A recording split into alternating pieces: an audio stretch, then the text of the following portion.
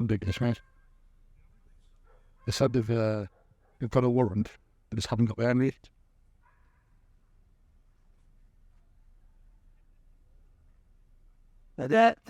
All right. The priest hunt for Abdul Ezedi enters its second week tonight, and this evening the focus of that investigation has been on this pizza takeaway behind me in Forest Hall on the edge of Newcastle. Around 11 p.m, there was a large police presence. Armed police blocked off the road and entered the property and also forced their way into a side doorway to a flat above. We have been seeing searches in that flat above. I know there have been a large number of officers, sweeping the staff in the premises. It's quieting down now, but this clearly has been one of the most intense police operations in the Tyneside area following that attack in London 7 days ago.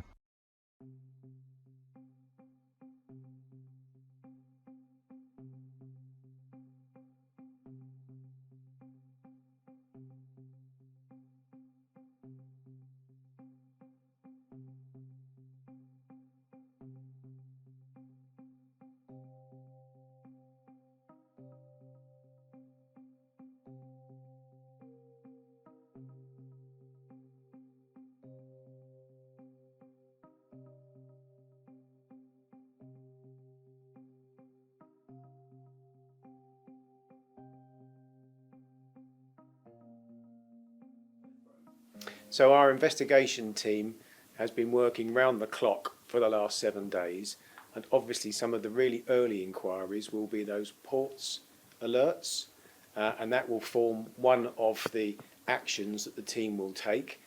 We're keeping an open mind about where he's gone. We're obviously following the evidence, but we are making sure that anything that we need to do in terms of our European colleagues and the borders is in place. Well, as I've said previously in earlier releases, we have his car, we have his phone, and he's not used any of his banking. So they are 3 key lines of inquiry that most manhunts would have. So we are very reliant on the public and continue to appeal to the public to come forward with any information that they've got about where Ezedi is, who's looking after him, and what we can do then is take very quick action. You're quite right, there is a lot of surveillance in London. However, if he's holed up somewhere and not out and about, it's going to make it quite difficult to find him. We've got hundreds and hundreds of officers working round the clock, following the CCTV.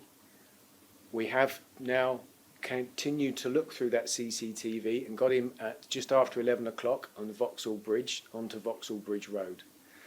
I have to reiterate that it's a very meticulous and careful piece of work to follow all of those movements on CCTV, because as you can imagine, if you miss something, you take a wrong turning or you identify someone else that isn't Ezedi, it will send you off down a rabbit hole. So we have to be very, very careful about following the CCTV, but we are tracking him and we will continue to track him.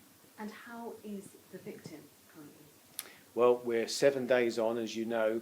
She's still sedated, she's still very poorly, and we've not been able to speak to her, and our thoughts are with her in terms of her making a recovery. Well, we have determined through our inquiries that they were in a relationship and that the relationship appears to have broken down.